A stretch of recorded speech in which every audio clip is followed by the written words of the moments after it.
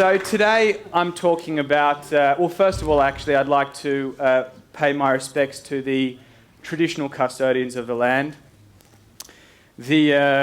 I'll probably acknowledge the traditional custard makers that came after them. And I'll also pay my respects to the asylum seekers who will be shortly processed in most probably Malaysia. And of course, this person behind me, I was considering, instead of putting there introduced pest, I was considering putting boat person. Arrived 1935. But this is an interesting boat person because this is one that no one really has any sympathy for. And there's no real division when it comes to a cane toad. Normally people look at a cane toad and everyone kind of loves to hate the poor bugger. So the question that I'm asking today is really, what is the relevance or the similarity, or the link, I should say, between the cane toad or an introduced pest and endangered kids or marginalised young people? Endangered kids and a cane toad, what's the link? I'd also like to say throughout this that public speakers normally always get up and they're thinking, their first thought is, I hope they like me. And then there's an evolution which is, I hope they walk away taking something with them. But I think the greatest thing, and this is what TED does for a speaker, you think to yourself, I hope they feel engaged and want to become a part of this. And when Steve introduced me, he talked about my family, and it is a large misnomer that you have to be a part of anything, that it takes a certain special kind of individual to make things happen. So all the way through this presentation, I want you to be thinking to yourself, what can I bring to the world? What can I deliver? How can I be a part either of this or your own thing? Do not hide in the delusion that there are just special kind of people in the world, because it is a delusion. It's an excuse not to change the world. So I want you to start with that thought. The link between an introduced pest and endangered kids. Well, let's start with something that my wife and I co-founded called the Street University. The Street University is imagine a large converted warehouse out in southwest Sydney. Public Enemy launched it for us in 2009. And come on a mental journey with me. There's a large basketball court inside filled with kids, normally not playing basketball but breakdancing.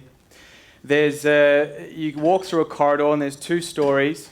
There's on the left something we call a fishbowl where the staff sit and see young people. On the right-hand side, there's a thing called the lab filled with Macs where young people are in there doing graphic design and making music.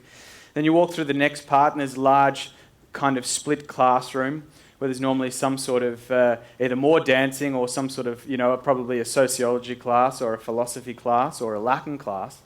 And then you walk down the back, there's another studio. You walk upstairs, there's a library. Up the top, a homework support room and a family room down the back. What we seem to be good at is hooking in these young people. We're currently seeing between 10 to 13,000 marginalised young people a year. So probably one of the largest youth centres in the country, although calling it a youth centre probably shortchanges it. And a lot of people were a part of coming up with this idea. A lot of people were a part of actually throwing the idea together and making it happen.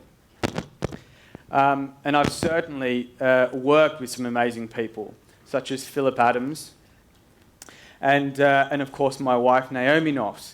And Naomi developed an idea called hooks, breaks, cranes and trains, and very quickly, hooks essentially hooks the young people into our programs, and we do that mainly through hip-hop.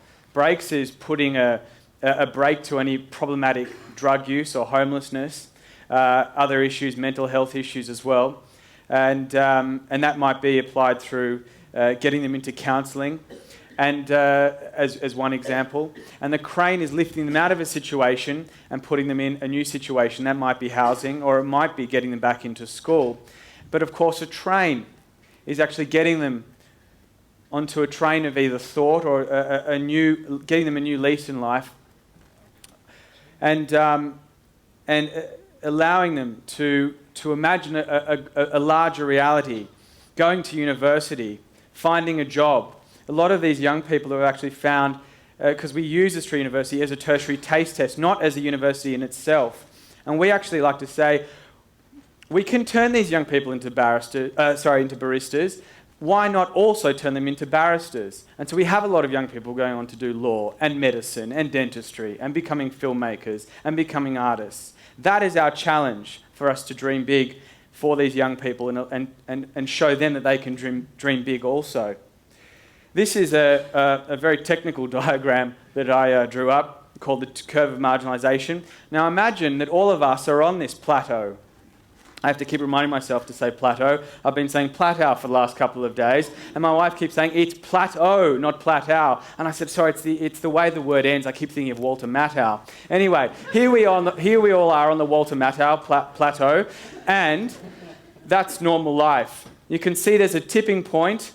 That's the beginning of experimentation with drugs. For some, it's just adolescence. The X marks death. That's the end of the line. So adolescence is a part where a lot of us seem to sometimes find trouble, and it can be a slippery slope. For a lot of young people, there are no sort of safety nets on the way down, and what I've illustrated there are different safety nets that occur in Australian community anyway. And Noffs Foundation actually provides different safety nets down that passage. You can see right before the X there's rehabilitation and also juvenile justice. But by the time a young person gets there, it can be very expensive. Allowing them to get there can also be obviously a dangerous route, and it's also useless, as I'll show you soon. But obviously, halfway down there is the clinical intervention and counselling programs. And just before you reach, the tipping point is where the Street University lies. Now, the Street University is like a very broad net. It allows us to capture a lot of young people, and I guess the reason why we chose to create this was, one, it was trying to capture these young people before they end up getting into the system, essentially, because obviously as we go down that line, Street University only costs around $70 per young person to have them there per year. Rehabilitation is around $12,000 to $20,000 a year, but for us as taxpayers to keep a young person in juvenile detention every year costs us $70,000 or over $70,000 per year. It's a huge waste of money, and it's a huge waste of that young person's potential. The idea is that, we'll put it this way, jail, penalisation on the whole, I find is a ridiculous idea. It reminds me of a gallows speech that I heard recently. There was a man who was being put to death in Chicago, and he was put on the electric chair. And they said, "Any final words?" And he said, "Yes. Well, this will certainly teach me a lesson." So we're opening up a new Street University in Mount Druitt, and guess what? One in Canberra too. And I would extend an invite out to all of you to come and volunteer there to help in any way possible. We are seeking as much help as we can get, because the Street Universities really do rely on the volunteers that run them to come in and say, "I want to run this course in whatever, IT, law, cafe, you name it. You can be a part of it." The idea is, if you want to go and start your own Street University, for God's sake, steal the idea and take it out there. It's not a patented idea. And I think that that's the most important thing about a Street University, is going back to that idea, it was not some brilliant idea. It is just simply a collection of people who can create a space or a porthole for young people. One of the strangest things and coincidences, though, was as we were going to launch it, I was in a dusty old attic in our headquarters, which looked very similar to this one, like the one out of Never-Ending Story. And I came across a folder that was entitled Wayside University. It was a folder that my grandfather had kind of written up, and it was for this idea that he had for this thing called the Wayside University. And in it, he talked about a very similar idea, which was quite strange because I hadn't heard of it before that. and in it also a letter from the government rejecting the idea of funding it. And it made me ask the question that, obviously, is there a time for ideas? Are there some times that allows ideas, that nourishes ideas? And are we living in a time now that nourishes more ideas? I mean, the existence of TED is a way where ideas can actually come to life. And actually, I asked another question when I found this, which is welfare as sustainable as it once was? I mean, my grandfather started in a time where he could work with the church. That ended after he was accused of heresy 3 times. But that's how a lot of charities actually started. Salvation Army, for instance, is hundreds of years old, and that's how we did things back then. That's how we created these soup kitchens, and that's how we allowed, created spaces for marginalised people. But today, we're in a very different kind of headspace. And I asked the question, is welfare as sustainable as it once was? That's when my wife and I started thinking, how can we actually be thinking about how many street universities can we build 20 years from now? And we decided to start a shoe business, of course, as you do. And we started a thing called Gideon Shoes. And one of the interesting things about Gideon Shoes was, why is it called Gideon? Because a young gentleman came to me, his name was Gideon, he had a shoe company called Gideon Shoes, and he said, I want to give you $5 from every pair. And I said, and how much, what kind of check will we be receiving every year? And he said, around $500. And I said, this could be a lot bigger. And so we worked together and visited K. Rudd and talked about building this a lot bigger. And of course, Gideon Shoes did become a lot bigger, and it is still growing and still needs all the help it can get to grow bigger. It needs more people like Dr. Sam in the audience, people who are not like me but are good at business on the other side of things. But essentially the idea began as this, from the question that, does the welfare sector have welfare mentality? In other words, do we actually go and beg like the people that we're trying to help? And how can we be more sustainable? And in fact, is sustainable? That led me to the next issue, which was one that my grandfather always used to talk about. It seems like in our industry, or I shouldn't call it an industry, but a sector, we're always racing issues. We always seem to just be trying to get and catch up to these problems. Sam was talking about before scabies. People have been talking about different ideas. Earlier, someone was talking about social enterprise and ethics. And obviously, creating an ethical pair of shoes is a huge challenge. And that was the main focus, which I'll come to later. But racing an issue. And so is a problematic thing for our sector. And the question that companies normally ask themselves is, will we innovate or will we die? And the current economic climate actually asks a different question. It says, we're dying, so shouldn't we innovate? And essentially that's the question that we ask ourselves. How can we do that? My feeling with the word sustainable, and I think it's a linguistic problem, but I think it's a fundamental one too. Sustainable is this Walter Matthau, It really is something that just goes on like this. But being generative allows us to generate ideas, generate income. And I think thinking about being generative rather than sustainable is a very important idea. So how can we produce a more generative product? We have to tap into a renewable resource. Cane toads. Strange leap. But the idea here was that if we were going to produce shoes, the number one focus that we had to have was to create shoes. There was no point, first of all, I might say, of me producing shoes, say, in China, under slave conditions, and then trying to help young people back here. That, to me, was absurd. So the first idea was we're going to make these in Australia. The second thing was let's make them out of what kind of materials. So we're currently developing a natural rubber, a 100% biodegradable shoe. But before we got there, we actually looked into creating a shoe with cane toad on it. Now, I'm glad you got that. So obviously, cane toads are a resource that, the first thing is no one really thinks about cane toads as a resource. One of the funniest things was when I found cane toad leather here, was that there was currently no tannery here. There was no way of processing them here. They're actually from Indonesia, which sounded very strange to me because a lot of people are interested in our cane-toed leather. A lot of Queenslanders are interested in our cane-toed leather. So there's no processing factory here. So one of the things that's going to be my, I guess, goal over the next year is to get the government more involved in that. But the interesting thing about cane toads is not just good as a leather, it's also a wonderful fertiliser. So the idea here, and the greatest thing that's actually come out of this is talking about sustainable versus generative. Thinking about things in a more generative way actually allows us to leap to new solutions for different things. And I guess that's one of the greatest things about this, is that it allows us to think in new ways. The current economic climate, as Brian Cox just talked about before, actually pushes us to be more innovative. It doesn't inhibit us. Gideon's is more than a shoe. It really is about ethics.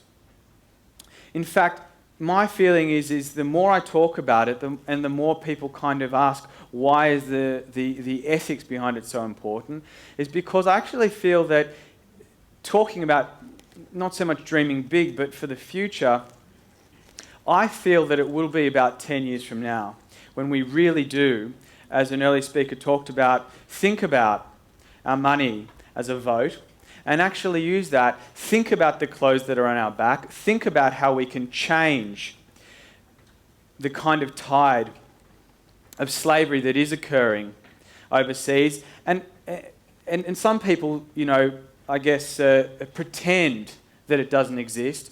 I've been there. I've had some of the big shoe companies come to me saying, we don't use sweatshops anymore. That's a thing of the past. Expletive added here. The thing is it's true, I've been there, I've filmed inside of these places, and it's horrific. Gideon's is more about inviting people to become part of a movement. When you wear a pair of Gideon's, you're actually carrying on not only the narrative of Street University, not only, enjoying walking around with a pair of cane toads on your feet, but it's actually walking in the narrative of becoming a part of solutions. So for you wear a pair of Gideon's, it might be that you want to go and start your own Street University, but it might be, like these clever young guys here, developing a plane to drop packages into the desert. The idea is that the idea of Gideon's is you can take that idea and actually transform it into anything your heart desires. And so the word "the" is upside down, by the way. Not my intention, but I like it.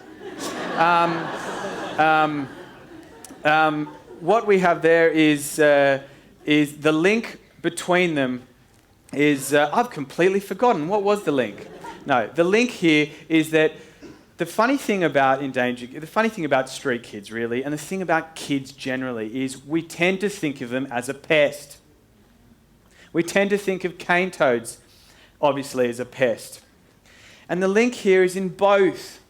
There is a resource. There is an untapped resource. Instead of thinking about how we can stop this problem, how we can stop the tide of cane toads, how we can actually stop street kids getting in the way of things, or kids generally, how can we turn that into a resource just in the same way that we currently see asylum seekers as a problem? I might add that there was a young asylum seeker who came to the Street University. Her father was killed in Afghanistan, that's where she's from. And my wife sat down with her every single day for 4 years to do homework support. And my wife used to constantly ask her, what do you want to be? And she said, I want to become a doctor. And when I become a doctor, I'm going to come back here to the Street University and I'm going to practice for free. And last year she was accepted into Sydney University to study medicine. And I think it is more obvious that everyone here is open-minded to that. But to extend to that idea that a cane toad could be a resource, that's the kind of time that we're in now. We need to be challenged to think of things that have in the past been a problem to actually be part of the solution. And so my grandfather always used to say, there is no such thing as a bad kid. And I'd like to end on this note. Perhaps there is no such thing as a bad cane toad. Thank you.